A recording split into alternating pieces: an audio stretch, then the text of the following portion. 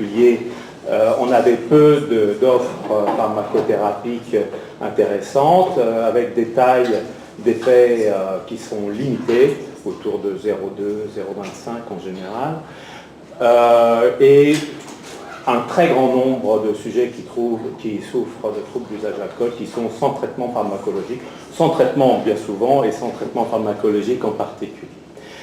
Et les industriels sont peu actifs dans ce domaine parce qu'ils disent que c'est compliqué, ils ne savent pas très bien finalement ce que souhaiteraient les usagers qui sont les prescripteurs, mais qui sont également les patients. Quel est finalement l'objectif du traitement qui pourrait être convenable. Ce n'était pas très clair. Les recommandations méthodologiques dans le domaine de l'alcoolologie, il n'y avait pas de consensus jusque-là. Et sur le plan des recommandations réglementaires, ça paraissait compliqué également. Donc a été mis en place ce groupe qui s'appelle Alcohol Clinical Trials Initiative active, avec des parties prenantes de différentes origines, et c'est sans doute là l'originalité des académiques, surtout américains, des représentants du NI3A, vous le connaissez sans doute, National Institute for Alcohol Abuse and Alcoholism, le NIDA, qui est l'équivalent pour drogue et tabac, National Institute for Drug Abuse, l'FDA, un représentant de l'Agence européenne du médicament et des représentants de l'industrie pharmaceutique. C'est bien commode parce que c'est eux qui financent les travaux du groupe, notamment les réunions régulières. Voilà, donc je vais peut-être passer sur la pertinence de rassembler toutes ces personnes, toutes ces différentes institutions ou personnes, parce que c'est sans doute assez évident.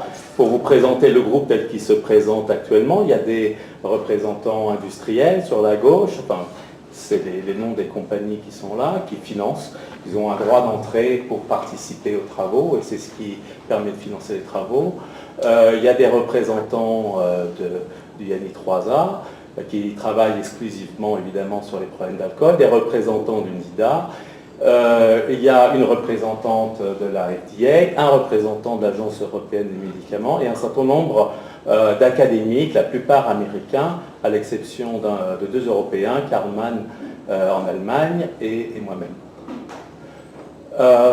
Et puis il y a aussi un représentant des assurances, des compagnies d'assurance américaines. C'est assez compliqué le système là-bas, j'ai toujours pas bien pigé. Et dans les premières réunions, l'objectif a été de se fixer une feuille de route, un plan de travail. Et il y a pas mal de questions méthodologiques qui ont été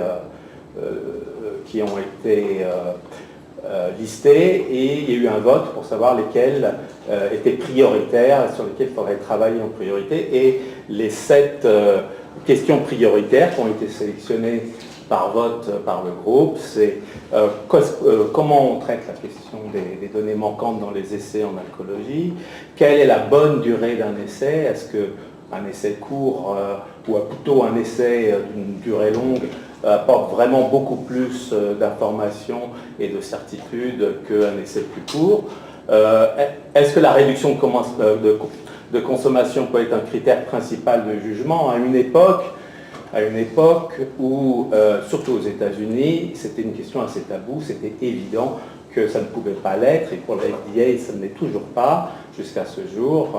Un critère de jugement principal d'un essai thérapeutique, ça doit être l'abstinence, ou en tout cas, pas un seul jour de consommation excessive. Quel est l'effet d'inclure des sujets consommateurs au moment de la randomisation au début du traitement par rapport à des sujets abstinents?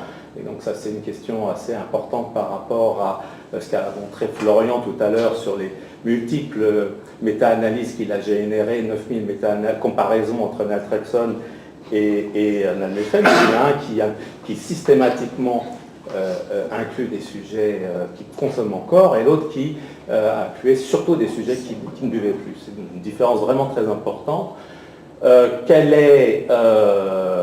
Quels sont les avantages ou les avantages d'inclure des sujets avec des comorbidités psychiatriques, ça, il en a parlé également. Qu'est-ce qu'on fait si l'abstinence annoncée par le patient est contredite par les marqueurs biologiques? Et enfin, quelle est la place des échelles de sévérité de troubles de l'usage et de qualité de vie aux côtés de critères de jugement plus durs de consommation? Alors, comme je ne vais pas pouvoir tout traiter, je vais traiter ces 3 sujets. Oui, et puis à chaque fois, il était noté si, pour répondre aux questions, a priori, dans la première premier tour de discussion, il y avait des bases de données disponibles pour répondre aux questions. Finalement, les jeux de données qui étaient disponibles pour travailler sur ces questions, c'était des jeux de données qui avaient été financés par le NI3A, l'instance fédérale de recherche. Il y a cette énorme cette énorme étude que je présenterai un petit peu tout à l'heure, Combine, avec 9 bras, 1300 sujets, qui a beaucoup servi pour faire des analyses pour répondre aux questions. Il y a, vous connaissez peut-être les enquêtes en population générale qui ont été faites à 3 reprises, qui s'appellent les NESARC, qui sont à l'origine dédiées à observer les problèmes liés à l'alcool, en réalité qui observent beaucoup de problèmes. Des enquêtes en population générale avec des entretiens structurés, population représentative et environ 40 000 sujets qui ont été vus. Il y a eu 3 enquêtes, coup sur coup, et on va s'intéresser dans ce que je vais vous présenter surtout aux 2 premières enquêtes qui sont les mêmes sujets. Donc c'est un effet de cohorte sur ces 2 enquêtes-là. Et puis il y a eu quelques autres essais qui ont permis de répondre à quelques questions, mais avec des effectifs beaucoup plus restreints. Non, je ne sais plus dans quel sens j'avance. Voilà, donc la gestion des données manquantes. Il y a eu 2 papiers qui ont été générés par le groupe et qui, je pense, enfin, à moins que vous ayez eu un avis contraire, répondent assez bien à une question qui était restée floue jusqu'à présent. Il y a un papier sur qu'est-ce qu'on fait des données manquantes dans le cas de données continues, de données, comment dire, oui, c'est ça, de donner un critère de jugement continu, ou alors qu'est-ce qu'on fait quand il s'agit d'un critère de jugement binaire. D'abord, pour les critères de jugement continu, le travail a été fait à partir de cette étude Combine dont je vous parlais tout à l'heure, une immense étude publiée il y a déjà pas mal de temps aux États-Unis. Il y avait 9 bras de randomisation. Et on ne va pas s'intéresser à ce bras-là où les sujets ne recevaient aucun traitement pharmacologique ni placebo, mais aux 8 autres bras de traitement où, pour aller très vite, les sujets recevaient forcément soit de la naltrexone, qui est un des médicaments qui a été exploré, soit un placebo de naltrexone. Ils pouvaient recevoir également d'autres médicaments, mais il y avait des sujets traités par le naltrexone, principe actif, et des sujets traités par placebo de naltrexone. Donc pour faire ce travail, ceux qui ont fait l'analyse ont exclu donc ces sujets, n'ont pris que des sujets qui n'avaient pas de données manquantes, ce qui faisait 1146 sujets qui étaient suivis pendant 4 mois. Et parmi ces sujets, il y en avait la majorité qui ont pris le traitement pendant toute la durée de l'essai, soit le placebo, soit le médicament actif. Il y avait aussi des sujets qui ont arrêté le médicament pour diverses raisons, mais qui sont restés dans l'essai, pour lesquels on a pu collecter les données d'évaluation suivies. Et donc, pour faire des simulations sur l'efficacité des différentes méthodes d'imputation de données manquantes, il y a 2 jeux de données qui ont été utilisés. Le jeu de données avec tous les sujets, alors ce qu'ils appellent les drop-out, c'est ceux qui ont continué l'étude mais qui ont arrêté le traitement à un certain moment, et un jeu de données où les données de suivi après l'interruption de traitement pour les drop-out ont été retirées manuellement de la base. Et en utilisant ces 2 jeux de données, différentes méthodes d'imputation sur ce jeu de données-là ont été faites, la LOCF, POCF, la PMI, Placebo Mean Imputation, vous connaissez sans doute, où on prend la moyenne de toutes les valeurs sous placebo et on impute les données avec ça. Worst case scenario, où quand la donnée est manquante, on met un mauvais résultat, c'est-à-dire qu'ils ont eu à chaque jour d'évaluation, ils ont été classés comme heavy drinking days, des jours de consommation excessive. L'imputation multiple, alors là, c'est sûr que je ne comprends pas tout à fait ce que je suis en train de vous présenter. Donc 50 jeux de données ont été faits avec des données imputées, et puis, alors j'ai noté comme c'est écrit dans l'article, ensuite les effets calculés ont été poolés, ont été mis ensemble pour présenter un effet du traitement. Et puis une autre méthode d'imputation, Full Information Maximum Likelihood, et là je comprends encore moins ce que je vous dis, et mais vous voyez rien sans doute, Covariance Matrix for all available data were analyzed. Vous y comprenez quelque chose. En tout cas, quelques variables, covariables ont pu être ajoutées dans les modèles d'imputation, ces deux modèles d'imputation. Et voilà ce que ça a donné. Donc sur d'abord le jeu complet, sur l'ensemble des sujets, l'effet qui est considéré comme l'effet réel, quand toutes les données de ceux qui ont arrêté le traitement ont été prises en compte, voici l'effet du traitement, regression estimate, et puis après, dans un deuxième temps, on prend le jeu avec ici un... Donc ça, c'est l'effet qui est non standardisé. J'espère que vous voyez un petit peu d'où vous êtes. Et ici, vous avez l'effet standardisé, le dé de Cohen. Et ensuite, on a utilisé le jeu où on a retiré les données après l'arrêt du médicament. Et on a fait les différentes méthodes d'imputation. Et chacune de ces méthodes d'imputation ont donné différents résultats de l'efficacité de naltrexone versus placebo. Et finalement, il y avait deux méthodes qui s'approchaient, dont le résultat s'approchait très fortement de l'effet réel. Ici, c'était Full Information Maximum Likelihood and Multiple Imputation, avec un effet standardisé légèrement supérieur, un dé de Cohen un petit peu supérieur. Dans l'article, il est expliqué que c'est parce que l'erreur standard est un peu plus faible. Je ne sais pas si c'est une bonne explication. Il y avait donc voilà, c'était donc comparé à ça. Et puis il y avait une autre méthode d'imputation qui avait un résultat plutôt moins bon, mais finalement assez honorable. C'était la placebo mean imputation. Voilà, donc sur le plan, ça c'est la même chose, représentation sur le plan graphique, et pour montrer que leur conclusion, c'est qu'il y a deux méthodes d'imputation qui fonctionnent vraiment bien, c'est Full Information Maximum Likelihood et Multiple Imputation. Celle-ci, Placebo Mean Imputation, c'est passable, disons. Après, ils ont travaillé uniquement avec les sujets qui avaient interrompu le traitement avant la fin de l'étude, mais qui avaient poursuivi l'étude et donné pour lesquels on avait les résultats de leur consommation jusqu'à la fin de l'étude. Et là, pareil, il y a eu le jeu de données complet et le jeu de données où on a retiré les valeurs à partir du moment où ils ont arrêté le traitement pour faire la même opération, faire les mêmes imputations. Et à ce moment-là, on a une taille d'effet réelle, une taille d'effet non standardisée réelle qui est ici, avec une taille d'effet standardisée ici.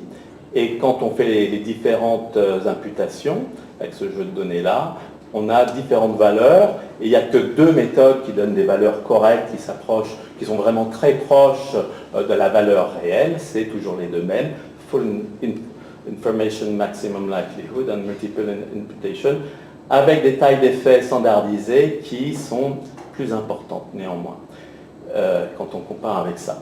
Donc sur ce jeu de données-là, uniquement les dropouts, voilà ce que ça donnait, il n'y avait que deux méthodes d'imputation qui étaient jugées comme correctes. D'où la conclusion de l'article. D'une part, il faut éviter évidemment d'avoir autant que possible des données manquantes, mais s'il y en a, et puis il y en a toujours, il est préférable d'utiliser ces deux méthodes d'imputation et de laisser tomber les méthodes anciennes. C'était plus compliqué pour moi de comprendre ce qui a été fait sur le critère de jugement binaire. C'était au départ le même principe, le même jeu de données, sauf que l'article travaille en deux parties. La première partie, je vous l'ai copié là, ils ont utilisé des méthodes de simulation avec pas mal de jeux de données où ils retiraient avec des données manquantes en faisant tourner toutes sortes d'hypothèses que je n'ai pas bien pigées. Et j'ai pigé ni la méthode, ni les résultats, donc je ne vais pas vous les présenter.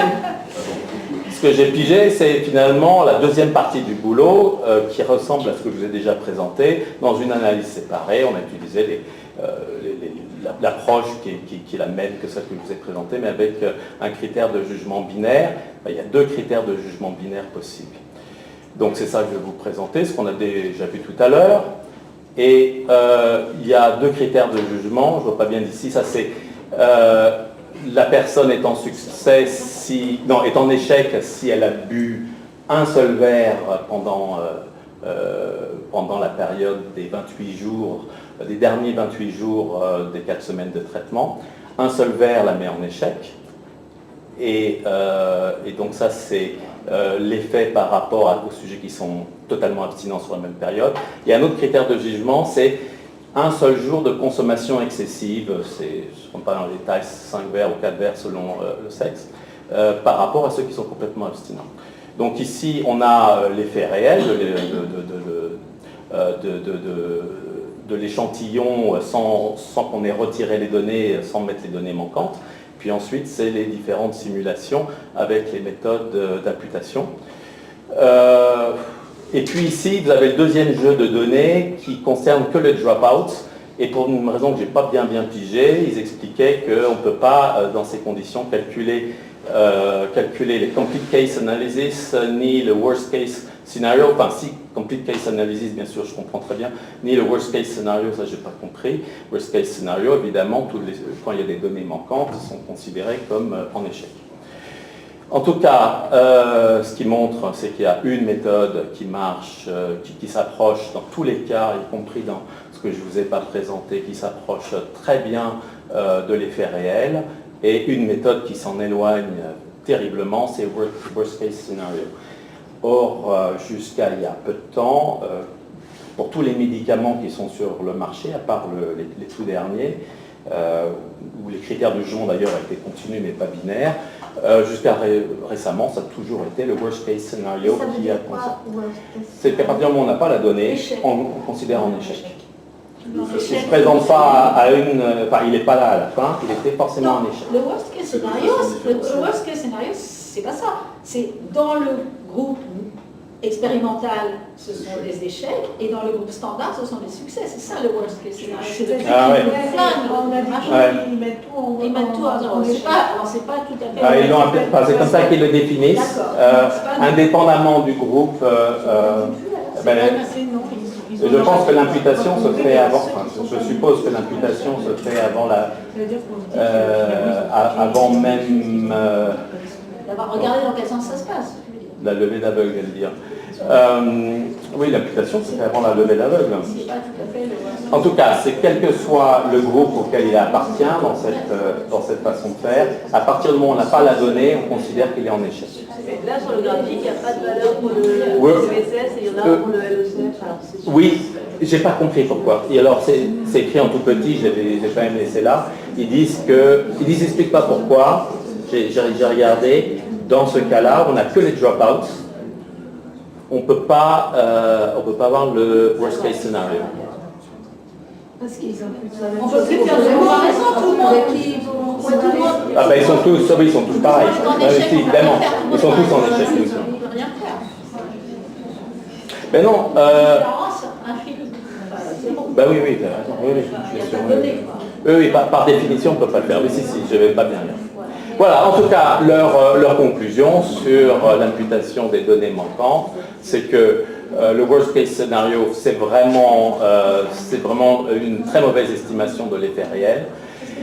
Et si c'est possible, ils recommandent pour les données binaires d'utiliser, c'est amusant la façon dont ils en parlent, les méthodes modernes comme l'imputation multiple. et éviter worst case scenario et complete case analysis. Voilà. Je ne maîtrisais pas bien la question, vous en êtes bien rendu compte. Alors, là c'est moins compliqué pour moi. Est-ce que la réduction de consommation peut être un critère principal de jugement? Depuis plus de 10 ans, l'Agence européenne du médicament a vraiment fait changer le paradigme de l'idée du traitement en alcoolologie en affirmant qu'on pouvait, je vais le marquer ici d'ailleurs, en disant, évidemment, l'idéalement, dans les essais thérapeutiques chez des personnes dépendantes, l'objectif idéal, c'est une abstinence totale, mais on reconnaît que pour pas mal de patients, ce n'est pas un objectif raisonnable, et on peut accepter des essais qui visent à une réduction significative de la consommation sans sevrage préalable, ce qui ne se faisait jamais auparavant. Et ils disent, bon, évidemment, après, à terme, il faudrait quand même encourager les patients à aller vers l'abstinence. Excuse-moi, sans sevrage préalable, ça veut dire sans qu'il ait jamais été abstinent? Non, ça ne veut pas dire ça. Ça pourrait dire ça. Ça veut dire qu'au moment où ils sont randomisés et on commence le traitement, ils sont dans leur jus, ils boivent. On prend les alcooliques. Alors qu'auparavant, il fallait qu'ils soient sevrés, et rapidement après le sevrage, on randomisait, mais en ligne de base, ils ne buvaient plus. Ça se passe dans les centres de désintoxication. Donc avant, c'était pour maintenir l'abstinence. Donc c'était des gens déjà capables d'être abstinents, d'une certaine manière. Oui, en fait. Oui, mais parfois c'est par le truchement d'une hospitalisation. Voilà. Mais en tout cas, l'idée de commencer un traitement chez quelqu'un qui boit encore et en disant, en espérant que le médicament à la longue les aide à réduire leur consommation, c'était assez révolutionnaire de la part de l'Agence des médicaments européenne. Aux États-Unis, ce n'est pas du tout le cas. Or, on est sur un groupe essentiellement américain qui a repéré ce qui se passait en France, enfin pas en France, pardon, en Europe, et qui a essayé de développer, c'est ce que je vais vous montrer, un argumentaire à présenter à la FDA, ce qu'ils ont fait en novembre dernier, sur la nécessité d'évoluer. L'Agence du médicament européenne proposait, donc c'était il y a 10 ans, mais c'était en 2010, pas tout à fait 10 ans, qu'il peut y avoir des critères de jugement secondaires qui pourraient être de nature binaire, avec répondeur, non répondeur, et ça pourrait être, alors je vais vous expliquer ça dans 2 secondes, un critère de réponse qui n'avait jamais été évalué, qu'ils ont proposé d'emblée, donc a été évalué par la suite, c'était de réduire les niveaux de risque de consommation de façon significative. Il y a 4 niveaux de risque de consommation, vous allez comprendre. Voilà. Selon l'OMS, donc ce n'était pas une notion qui existait avant avant ce document de l'Agence européenne du médicament. Selon l'OMS, il parle très peu de cette classe ici des abstinents. Ils disent qu'il y a des personnes qui sont à consommation faible, c'est-à-dire qu'ils boivent en moyenne pour les hommes moins de 40 grammes par jour, c'est 4 verres de vin, 40 grammes, c'est une demi-bouteille de vin, un peu plus, et pour les femmes, 20 grammes par jour. Et ensuite, il y a un niveau de consommation à risque moyen, un niveau de consommation à haut risque, et un niveau de consommation à très haut risque. Donc, ils ont posé ça, et ils ont dit que les répondeurs pourraient être les personnes qui réduisent entre la ligne de base et le moment du jugement, la fin de traitement essentiellement, qui réduisent de niveau de consommation. Et ce qui est recommandé a priori, sans trop savoir, c'est que vous imaginez qu'un bon répondeur, bonne définition d'être répondeur, c'est de baisser de 2 niveaux de consommation, soit de passer de très haut risque à risque moyen, soit de là à là, soit de là à là. Ça pourrait être une définition de répondeur. Une autre définition de répondeur qu'il proposait d'emblée, c'est quel que soit le niveau de consommation de ligne de base, c'est qu'ils arrivent à ce niveau de consommation à faible risque. Et avec les essais sur j'ai oublié lors de la première diapo d'introduction de rappeler que j'avais des liens d'intérêt importants avec l'industrie, et notamment avec Lundbeck, et j'ai participé au programme de développement de ce médicament nalmefène en Europe. Et donc, on a, pour la première fois, regardé comment fonctionnait, ce qu'on pouvait obtenir avec ces définitions, ces différentes définitions de réponse, d'être répondeur. Donc ici, vous avez le groupe sous placebo, ici nalmefène. Ici, alors vous ne voyez pas grand-chose. Ici, vous avez les répondeurs avec la définition baisse de 2 niveaux de consommation. Ici, vous avez les répondeurs avec la définition les sujets, pour être répondeurs, doivent arriver au niveau de consommation à faible risque. Et puis ici, vous avez des niveaux des définitions de répondeurs plus traditionnels et mieux connus, qui sont le CGI, Clinical Global Impression Scale. Et donc ça, c'est assez courant en pharmacologie. Considérer qu'un répondeur, c'est quelqu'un qui arrive, je ne vois pas bien d'ici, qui descend de 2 points dans son échelle entre la randomisation et la fin de l'essai. Ici, il faut que à l'arrivée, à la fin de l'essai, les sujets soient à un niveau de sévérité global jugé par l'investigateur qui ne dépasse pas 3. Et ici, il faut qu'à l'autre échelle, qui est l'échelle d'amélioration, improvement, du CGI, il faut que le sujet se soit amélioré, et un niveau d'amélioration jugé par le clinicien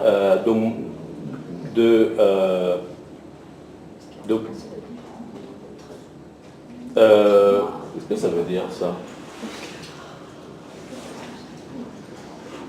Ça devrait être supérieur à égal à 2, j'ai jamais vu l'erreur. D'au moins 2. Et puis, on a une autre définition de répondeur, ce qui est sur la qualité de vie.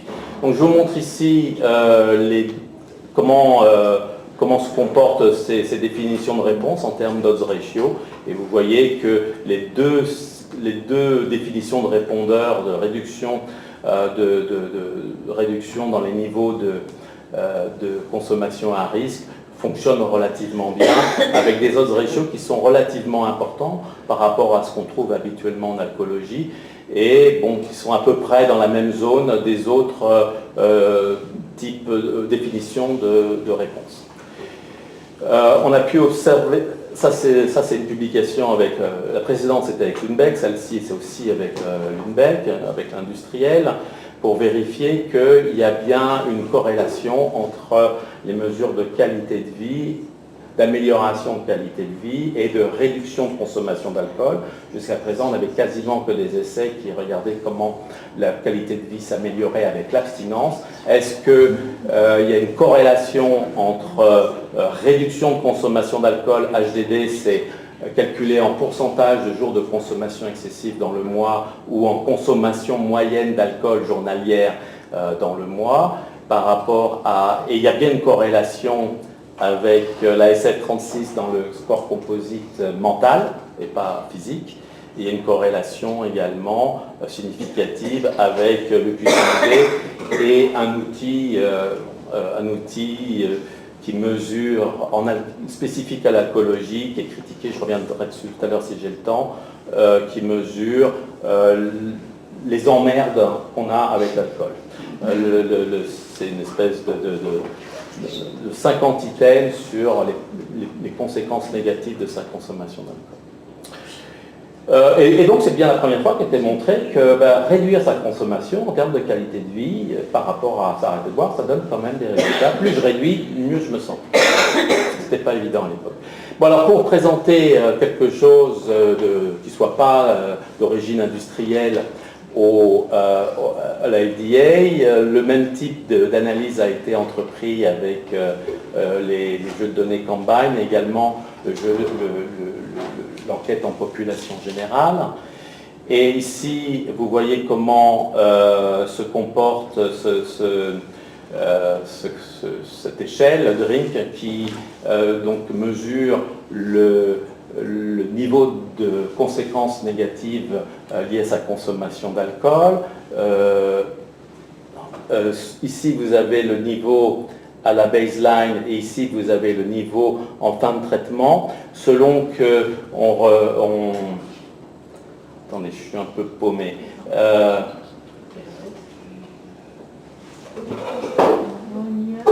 Je suis un petit peu perdu. Oui, c'est ça. Si on conserve les personnes, si on compare ces valeurs entre... Ça n'a pas de sens ce que je suis en train de dire. Ça continue à baisser même après traitement. Ce que je voulais montrer, c'est que plus les personnes réduisent leur consommation, ils réduisent d'un niveau de consommation de 2 ou de 3 ou de 4 niveaux de consommation, plus ils se séparent de la ligne de base, plus il y a un impact important sur cette échelle DRINC. Donc ça semble valider l'intérêt d'utiliser les niveaux de consommation ici. Pardon ? S'ils boivent moins, ils vont mieux. Ouais, ça paraît tout bête, mais il n'y avait pas de données.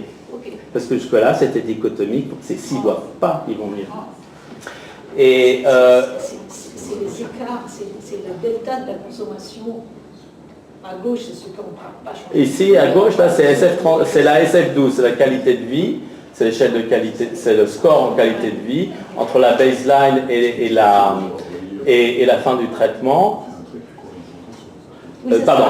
Entre la baseline et la fin du traitement, selon le niveau de réduction de consommation en nombre de niveaux où ils se sont nombre de niveaux de réduction, et pour montrer que là également il y a une cohérence, il y a un sens clinique à regarder cette réduction de niveau de consommation. Il y a Jean qui dit qu'il ne faut pas relier les trucs, voilà, parce qu'on voit que c'est les mêmes et que c'est un truc qui évolue au cours du temps, c'est pas les mêmes genres, donc voilà, c'est différentes colonnes de genres. Il y a 5 catégories de genres, ceux qui n'ont pas changé. Oui, exact. Ouais. En effet, le trait ne devrait pas être... C'est exactement. Bon, et là, j'ai pris des diapos d'une présentation qui avait été faite par Daniel Fack du LI3A pour aller un peu vite, pour regarder ce qu'ils ont pu extraire avec leurs différents jeux de données sur ces niveaux de consommation, ces types de répondeurs. Et là, ils regardent comment... pour l'étude, c'est l'étude Combine que vous connaissez maintenant, cette énorme étude, et ils regardent les répondeurs sous naltrexone ou sous placebo sur l'ensemble de l'étude, sur les 8 dernières semaines de l'étude, c'est-à-dire qu'il y a 8 semaines de période de grâce, ou alors ici, les 4 dernières semaines de l'étude, ce qui veut dire qu'il y a 12 semaines de période de grâce, ce qui jusqu'à présent ne se faisait pas, il n'y avait pas de période de grâce autorisée en alcoolologie. Ce qui montre, c'est que si on utilise comme critère de réponse réduit de 2 niveaux de consommation, on a des tailles d'effet qui sont celles-là, avec l'étude Combine. Si on regarde la réduction, comme définition de répondeur, la réduction d'un seul niveau de consommation, on a ces tailles d'effet qui augmentent avec qui sont plus importantes quand la période de grâce augmente, mais qui est un petit peu moins importante ici, a été remis ce qu'on trouvait comme taille d'effet avec une définition de répondeur qui est la réduction de 2 niveaux de consommation. Et ce qu'on voit, c'est que ça semble deux niveaux de réduction semblent être plus pertinents pour essayer de trouver une réponse du médicament. Et ils ont regardé comment ces deux définitions de répondeurs se comportaient par rapport aux critères traditionnels, soit continus, et ils sont à peu près dans les mêmes eaux. Ici, c'est la réduction de 2 niveaux de consommation. C'est un petit peu mieux que les critères qui ont été utilisés en réalité dans les études, qui sont des critères continus. Et si on prend les critères habituels, critères habituels dichotomiques, c'est-à-dire abstinence totale ou aucun jour de consommation excessive, mais ça se comporte franchement mieux en termes de taille d'effet, et finalement on veut trouver une taille d'effet, parce qu'on veut quand même trouver des médicaments à mettre sur le marché, c'est un petit peu l'objectif de tout le monde. Ils ont réanalysé les données avec le nalméphène pour trouver que selon que, ça j'avais déjà montré, que la taille des faits, selon qu'on s'intéresse au niveau de réponse, qui serait une réduction d'un niveau de consommation par rapport à deux, il n'y a pas beaucoup de différence. Et finalement, là, dans l'étude Nallefen, tout se comporte à peu près aussi bien, que ce soit les critères continus ou les critères dichotomiques définis de cette façon-là. Et là, la conclusion, c'est que finalement,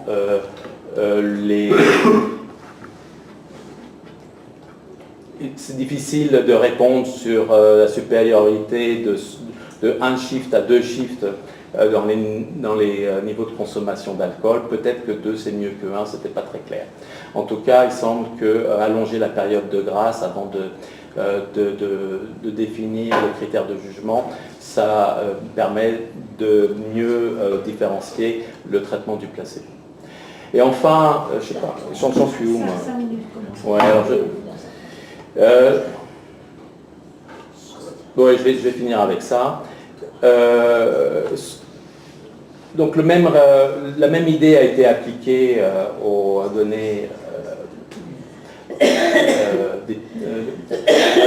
aux 2 enquêtes NESARC en population générale, qui concernent à peu près 40 000 personnes qui ont été évaluées à leur domicile, qui sont représentatives de la population générale aux États-Unis, les mêmes personnes à 3 ans d'intervalle.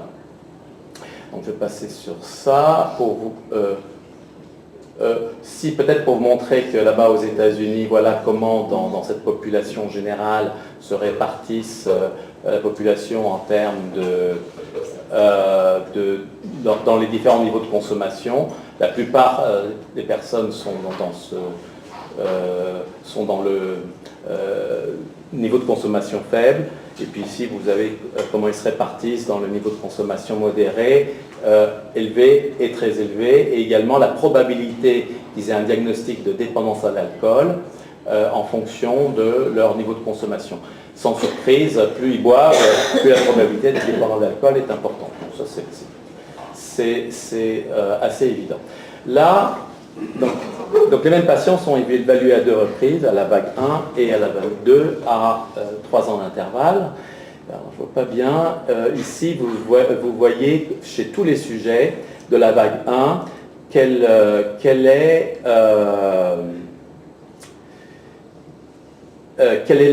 la probabilité qu'ils soient devenus dépendants à l'alcool lors de la vague 2.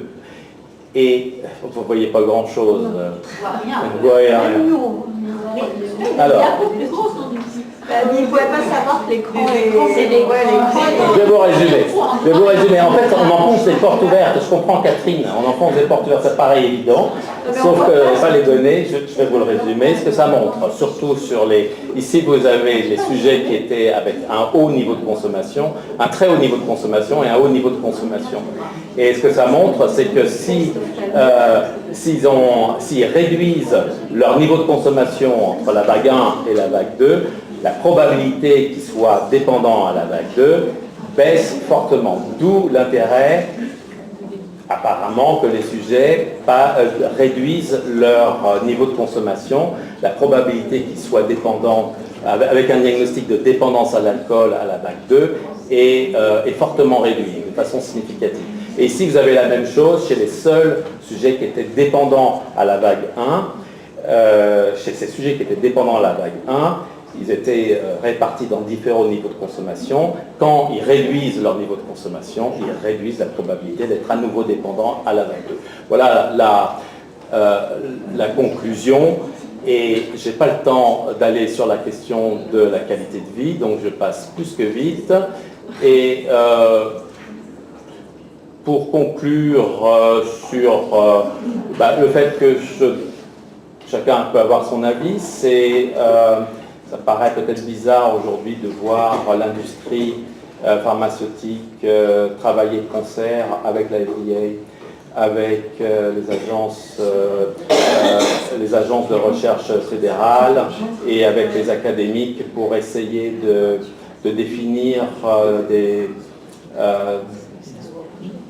de voir comment on peut améliorer la méthodologie des essais cliniques de telle sorte qu'on puisse avoir plus facilement des essais efficaces.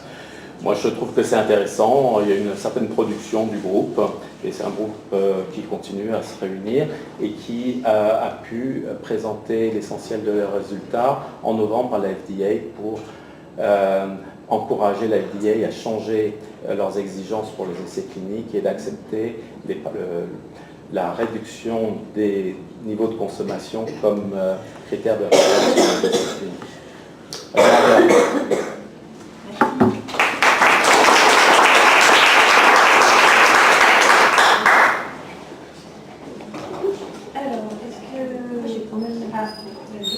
En fait, déjà, on se demande pourquoi les niveaux sont pas les mêmes chez les hommes et chez les femmes. Donc on se dit que c'est pas la même chose. Et du coup, je me dis, pourquoi est-ce que les analyses, elles sont pas faites séparément? Et est-ce que ce qui marche chez les hommes, ça marche chez les femmes? Et inversement. Parce que, a priori, c'est pas moi qui le dis, c'est toi, c'est toi. Si vous décidez qu'il y a des normes d'être alcoolique qui sont différentes chez les hommes et chez les femmes, c'est que c'est pas tout à fait la même chose comme comportement. Et on peut imaginer que c'est pas tout à fait la même chose. Et du coup, moi je me disais, est-ce qu'il ne faudrait pas traiter les choses différemment? Parce que l'autre truc que je pense, mais évidemment c'est hyper café du commerce, mais c'est bizarre. Enfin, cette posture de traiter l'alcoolisme par les médicaments, moi ça me pose vraiment question.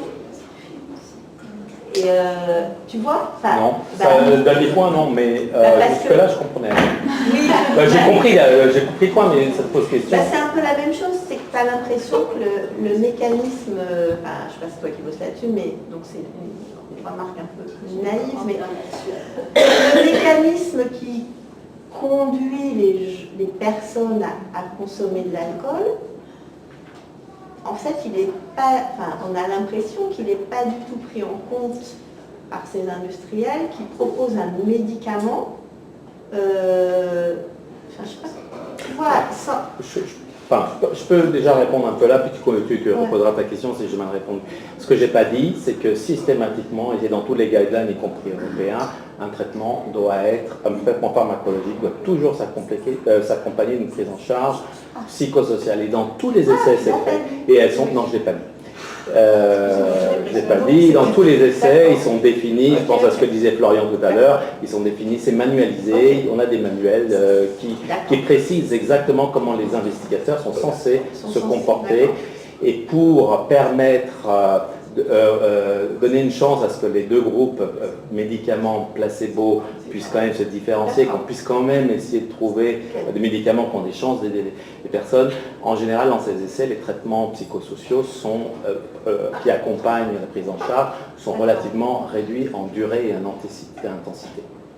Autrement, y compris des groupes de parole ou par exemple, dans le dernier programme de développement qui a vraiment inclus beaucoup de patients, c'était uniquement en Europe, c'était Nalmefène, les personnes, on ne devait pas les inclure si elles allaient dans les groupes de parole comme des associations d'entraide comme les alcooliques anonymes, typiquement. Donc ça, c'est un biais d'inclusion, ça c'est clair.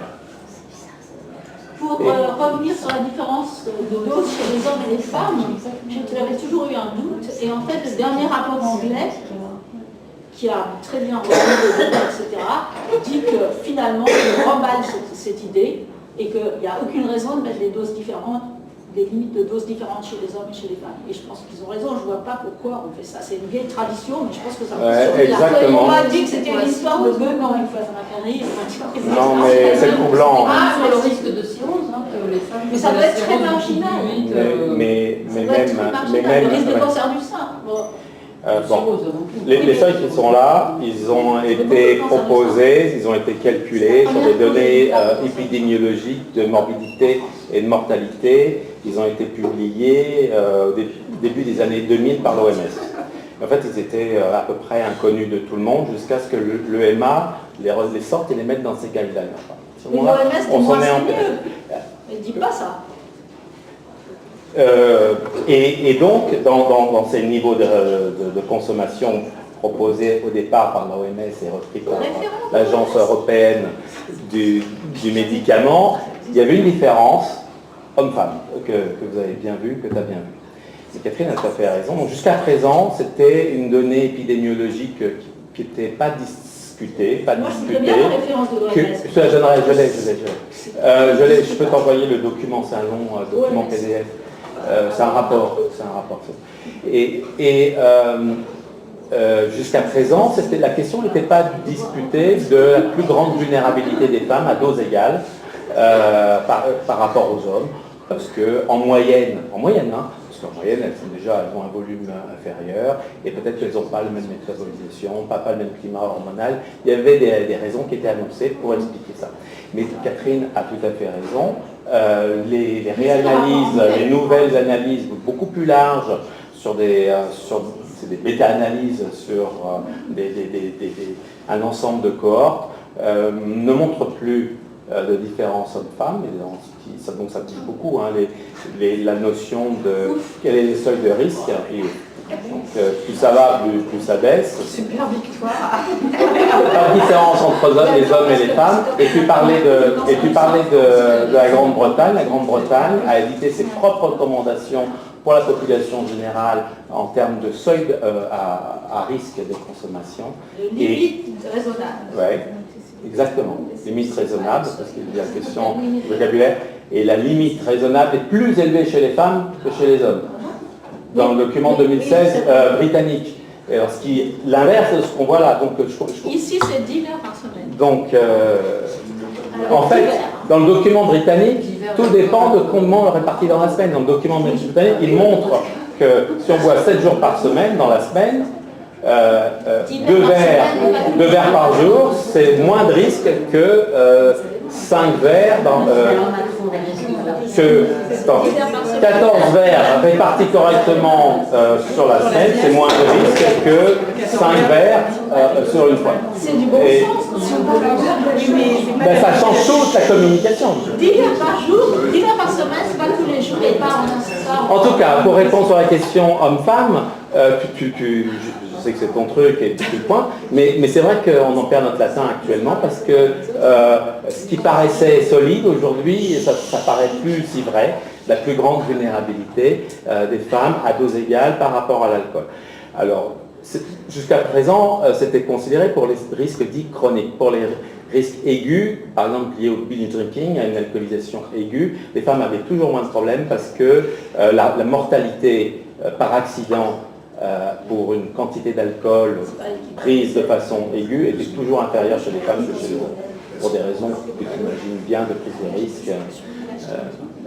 Moi, sur enchaîner sur ce que j'ai dit, je ne parle pas là des seuils, mais je pense qu'effectivement en psychiatrie, maintenant, il y a quand même consensus pour dire qu'en psychiatrie, les hommes et les femmes réagissent différemment et qu'il faut faire systématiquement dans tous les essais cliniques, des études, au moins une étude en sous-groupe derrière, pour voir s'il n'y a pas une différence. Parce que ce qu'on montre, c'est que même si le seuil est le même, je ne parle pas du seuil, je parle juste de la réponse au traitement, qu'il soit médicamenteux ou sociaux, il est différent chez les hommes et chez les femmes.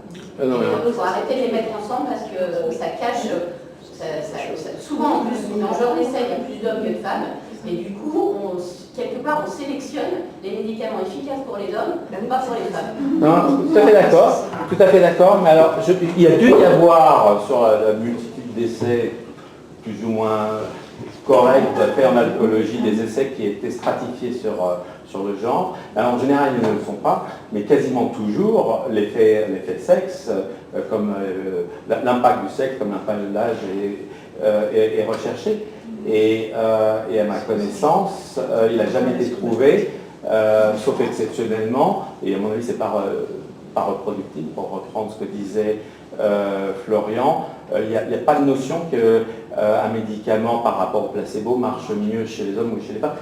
Ça a toujours été regardé, hein, bien entendu. C'est en sous-groupe que c'est regardé ou c'est quoi précisément il y a plusieurs façons de faire. Oui, il y a l'interaction, puis après, en général, même sur le critère de jugement, assez souvent les articles, c'est séparé homme-femme pour qu'on puisse avoir les données dans les deux groupes. Même si ce n'était pas stratifié au départ. Oui. Il n'y a pas besoin d'être stratifié pour être étudié. Donc c'est toujours analysé. Hein. Il y a peut-être une différence entre l'effet physiologique et puis l'effet social. Ouais. Une femme qui boit, c'est trop beau. Hein, Ouais. Non, mais la stigmatisation, mais classiquement la stigmatisation, l'autostigmatisation était bien plus importante chez les femmes que chez les hommes, mais la différence entre les genres dans une société comme celle qu'on connaît en Europe, elle s'est quand même beaucoup estompée avec le temps. On va rentrer une dernière question et on se... Je voudrais que tu reviennes sur ce que tu as dit sur la sélection dans les essais. On demande que les sujets ne soient pas dans des prises en charge alcooliques anonymes, des prises en charge de psychothérapie trop... Dans les essais les plus récents, oui. Mais ça veut dire... comme ça, naïvement, je me dis, ça veut dire qu'on pense que l'effet de la psychothérapie est massif par rapport à l'effet du médicament. L'effet de la psychothérapie, s'il est trop important, c'est ça l'idée, hein, va faire perdre de la puissance. C'est quand même une très bonne nouvelle d'apprendre que... Oui, la psychothérapie, ça marche. Personne n'a dit que ça ne marchait pas. Ce qui est un peu étonnant, c'est que, effectivement, les industriels, ils ont dû pousser pour que ça soit sélectionné là-dessus. Mais je ne savais pas ça, en fait, si on va presque, si on caricature, ça veut dire que psychothérapie versus médicament, toi tu dis que psychothérapie serait peut-être plus efficace. Quand ça marche, ça marche. Le problème, c'est de mettre versus, parce que dans la pratique, moi, je suis surtout clinicien, je passe beaucoup de temps avec les patients, il me semble qu'ils vont ensemble, parce que les médicaments, bien souvent, ils ont une cible qui va être le craving, qui va être, par exemple, le médicament le plus ancien, l'Espéral, c'est la dissuasion. Si le patient accepte de le prendre, c'est un effet dissuasif, autrement il va être malade. Soit ça va être un effet sur le fait de ne pas perdre de contrôle quand on arrive au 4e ou 5e verre et on arrive à s'arrêter là alors qu'on arrive pas. C'est une effet par exemple. Et selon le type de patient, selon ce qu'on travaille avec lui, parfois il a besoin d'un petit coup de pouce. Et je dirais, il y a l'effet vraiment actif du médicament, on n'y croit pas, manifestement on n'y croit pas, mais dans tous les cas, il y a l'effet placebo. Et s'il y a besoin d'un exemple formidable, c'est Baclofen. Baclofen qui, alors que c'était une histoire dans les médias énorme, c'est un médicament mais miraculeux. En effet, j'ai des patients miraculés avec le Baclofen. Je ne l'ai plus maintenant parce qu'il n'y a plus cette croyance collective. Et donc l'effet placebo, c'est colossal. Mais on ne peut pas avoir d'effet placebo si on ne donne pas un médicament. Et on ne peut pas donner un médicament si c'est vraiment un placebo. Donc, je veux dire, ça se marie avec la psychothérapie parce que l'effet placebo, il va être apporté par l'impact, ce qu'on donne aux médicaments dans le cadre de sa relation avec le patient. Enfin, c'est pas clair, ça veut dire. C'est pas l'un versus l'autre, de mon point de vue, c'est à un moment donné, il y a une stratégie et si vous n'y arrivez pas vraiment, peut-être vous pouvez avoir un coup de pouce. C'est pas l'un versus l'autre, c'est que je trouve que c'est un peu à la limite de l'éthique de dire on va diminuer la dose, de psychothérapie ou d'intervention. Non, on ne la diminue pas. Ils n'avaient rien déjà. Dans les essais. Dans les essais. Non, on ne leur demande pas d'arrêter. On sélectionne que ceux qui n'y vont pas. Mais dans les essais d'Alméfen, c'était la première fois, on sélectionnait des personnes qui buvaient et qui ne voulaient pas arrêter de boire. Et évidemment, ils n'ont pas leur place. Il n'y en a aucun qui va aux alcooliques anonymes où la première chose qu'on dit, c'est qu'il faut accepter de poser le verre. C'est d'autres patients. Mais c'est vrai que c'était un critère honnêtement, c'était un critère d'inclusion.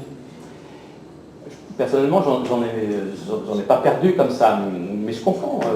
Ça veut dire que c'est hyper important quand on regarde les résultats des essais de bien regarder ceux qui sont inclus. Oui, parce que c'est très. Là, on voit bien que c'est touchy, quoi. Absolument. Donc la question de la reproductibilité en vie réelle, où on donne à tout le monde et comme ça vient, et on n'exclut pas, comme on n'a pas les critères d'exclusion qu'on a dans les essais cliniques, c'est le problème des phases 4, il faut les faire parce que ça marche en vie réelle, il faut encore le vérifier. En tout cas, j'ai dépassé mon temps. Merci. Et donc,